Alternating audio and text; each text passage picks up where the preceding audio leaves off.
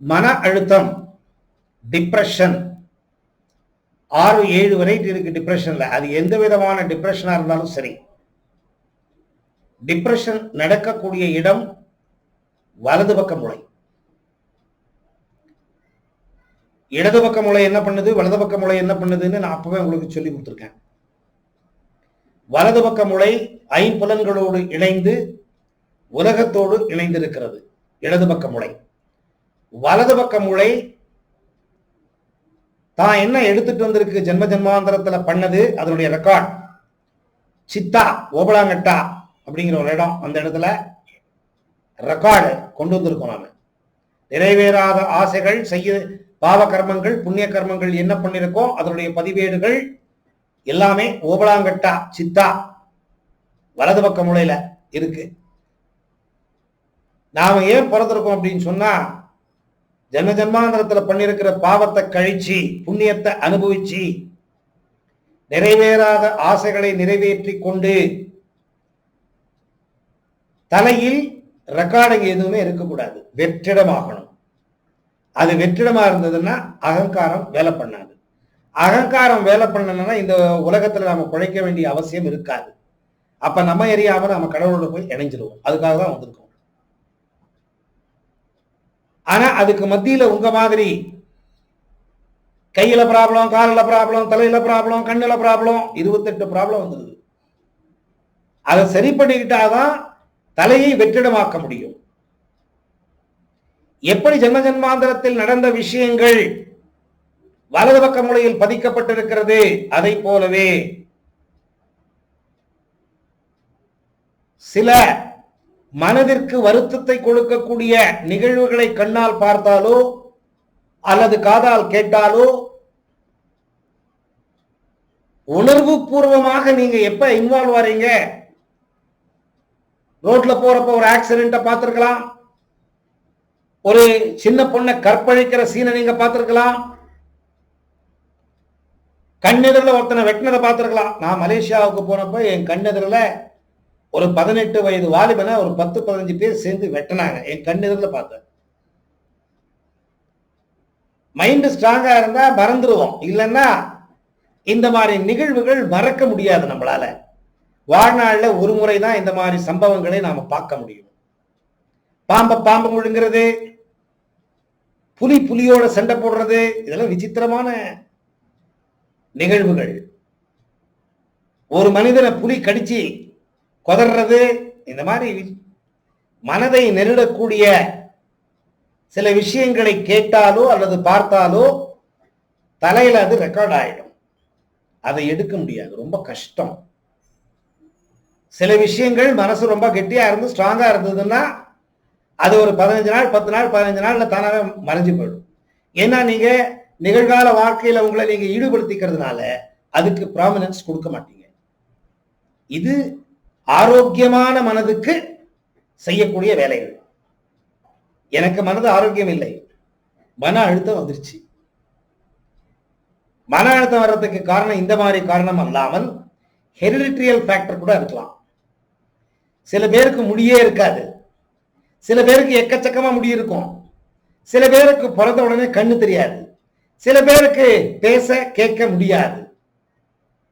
இதெல்லாம் genetical factor. நாம பண்ண பாவ கர்மத்துக்கு தகுந்தபடியும் நம் பெற்றோர்கள், நம்ம மூதாதையர்கள் யாருக்காவது இந்த மாதிரி இருந்திருக்கும், அதை நாம எடுத்து வந்திருப்போம், நம்ம தலையெழுத்து நமக்கு வந்திருக்கும். அப்பா மாதிரி இருக்கான், தாத்தா மாதிரி இருக்கான், தாத்தா மாதிரி பண்றான், பெரியப்பா மாதிரி திட்டுறான், இதெல்லாம் சொல்லுவாங்க வீட்டுல. 21 தலைமுறைக்கு நல்லது கெட்டது ரெண்டுமே நம்மளை வந்து சேர்ந்துருது. அந்த மாதிரி தலையில் இருக்கக்கூடிய நரம்புகள் மோட்டார் சென்சார்ஸ் அப்படின்னு சொல்றோம். இந்த சிக்னலை எடுத்துக்கிட்டு போய் தலைக்கு அனுப்புறது. அந்த மோட்டார் சென்சார்ஸ் கெட்டு போயிடுச்சுன்னா இந்த மாதிரி மன அழுத்தம் வரும். அது இல்லாம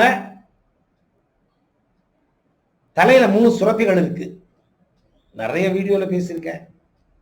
பிட்யூட்டரி சுரப்பி, பீனியல் சுரப்பி, ஹிப்போதாலமஸ் சுரப்பி. தூக்கம், மெமரி, கான்சென்ட்ரேஷன், செக்ஸ்,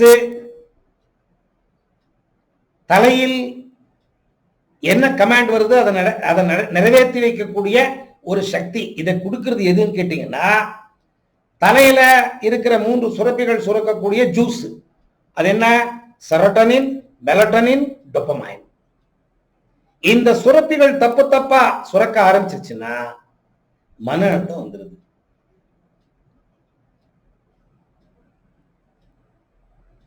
இன்னொரு காரணம், வீட்டில் வளர்ப்பு. ஒன்னா அப்பா மிலிட்டரி ரூல், இல்லையா அம்மா பத்திரகாளி. அம்மாவை பார்த்தவே நடுங்குவான், தடன்னு. அப்பா பூச்சாங்குடி.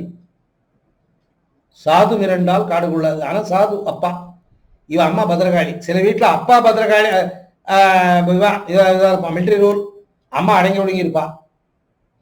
அவன் வச்சதான் சட்டம், இல்ல அவ வச்சதான் சட்டம். அந்த மாதிரி வீட்டுல பிறக்கிற குழந்தைங்க சைக்கிக் ஆயிடும். வயசுக்கு வந்த உடனே மன அழுத்தம் ஆயிடும்.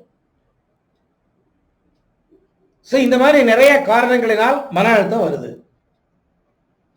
இப்ப உங்களுக்கு எந்த காரணத்தினால மன அழுத்தம் வந்திருக்குன்னு எனக்கு தெரியாது. அது நீங்க தான் ஐடென்டிஃபை பண்ணணும். நான் காரணத்தை சொல்லிட்டேன். இந்த மன அழுத்தம்ங்கிறது நடக்கக்கூடிய இடம் வலது பக்க மூளை. நீங்க வலது பக்க மூளையை ரிப்பேர் பண்ணாம இடது பக்க மூளையில என்ன கமாண்ட் கொடுத்தாலும் 50 வருஷம் ஆனாலும் மன அழுத்தம் போகாது. இது மனதுக்கு சம்பந்தப்பட்ட ஒரு குறைபாடு, வியாதி அல்ல. ஆனா சில பேர் இதை வியாதியும்பான், மென்டல் டிசீஸ், மென்டல் இல்னஸ் அப்படிம்பாங்க. இட் இஸ் நாட் இல்னஸ், மனதினுடைய குறைபாடு. தப்பு தப்பா எடுத்து சில பேர் என்ன சொன்னாலும் அதை நெகட்டிவா பார்ப்பான், என்ன சொன்னாலும் பயப்படுவான், யாரை பார்த்தாலும் நடுங்குவான், பேச்சு நடுங்கும், தொடர் நடுங்கும். இந்த பயங்கிறது அவன் தலைக்குள்ள போய் உட்கார்ந்துருச்சு. அந்த பயத்தினால வேற வேலைகளும் சரியா பண்ண முடியல, தலை கெட்டு போச்சு. எது பண்ணணும்னாலும் பயம், முன்னாடி போகவே முடிய மாட்டேங்குது. ஆங்ஸைட்டி, ஆதங்கம், இதுல நிறைய வெரைட்டி இருக்கு. ஓசிடின்னு ஒண்ணு இருக்கு, அப்சசிவ் கம்பல்சிவ் டிசார்டர். அதுல 2 வகை இருக்கு. செய்ததையே செய்வாங்க, கழுவுன பாத்திரத்தையே கழுவுவான், கையை கழுவிட்டே இருப்பான், கை அசிங்கம். டாய்லெட் போயிட்டு கை கழுவிட்டோன்ட்டான்னா பயம், எங்கேயாவது கிருமி ஒட்டிக்கிட்டு எனக்கு வியாதி வந்துருச்சுன்னா திருப்பி போய் கழுவுவான், கழுவிட்டே இருப்பான். காலை கழுவுறது, காலை கழுவிட்டு உள்ள வந்தா திருப்பி வெளியே போய் திருப்பி காலை கழுவுவான்.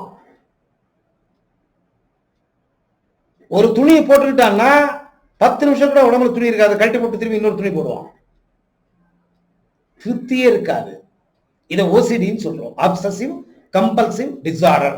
சில பேருக்கு பிசிக்கலா இந்த மாதிரி ப்ராப்ளம் வரும், சில பேருக்கு மென்டலா ஓசிடி ப்ராப்ளம் வந்துடும். ஒரே சிந்தனை திரும்ப திரும்ப அடிச்சுக்கிட்டே இருக்கும், அவனால முன்னாடி போகவே முடியாது. அது மென்டல் ஓசிடி, இது பிசிக்கல் ஓசிடி. 2 ஓசிடியும் மனுஷனை அழுத்தி 10 அடி 50 அடி குழிக்குள்ள தள்ளிடும், எந்திரிக்கவே முடியாது. சைக்காட்ரிஸ்ட் டாக்டர் கிட்ட போனீங்கன்னா அவர் ஒன்றும் பண்ண மாட்டாரு. அவரு நீங்க சொல்றதை வச்சுக்கிட்டு என்ன ஏதுன்னு பார்த்ததுக்கு தகுந்த மாதிரி ஆன்டி டிப்ரெசன்ட் பில்ஸ் கொடுத்துருவாரு. தாங்க முடியாத அளவுக்கு மனதுல வலி இருக்குன்னா மனசு வேலை பண்ணாத மாதிரி பண்ணிடுவாரு. படுத்துட்டே இருக்கணும், எப்ப பார்த்தாலும் தூக்கம் வர மாதிரியே இருக்கும், தண்ணி அடிச்ச மாதிரி இருக்கும், சுறுசுறுப்பு இருக்காது, காத்தால சீக்கிரமா எந்திரிக்க முடியாது. இந்த சிம்டம்ஸ் பத்தி நிறைய வீடியோ போட்டிருக்கேன், திருப்பி பேசுறதையே பேச வேண்டிய அவசியம் இல்லை. சோ ஏதோ ஒரு காரணத்துக்காக என்கிட்ட வந்திருக்கீங்க, அதை சரி செய்ய முடியுமா? கண்டிப்பாக முடியும்.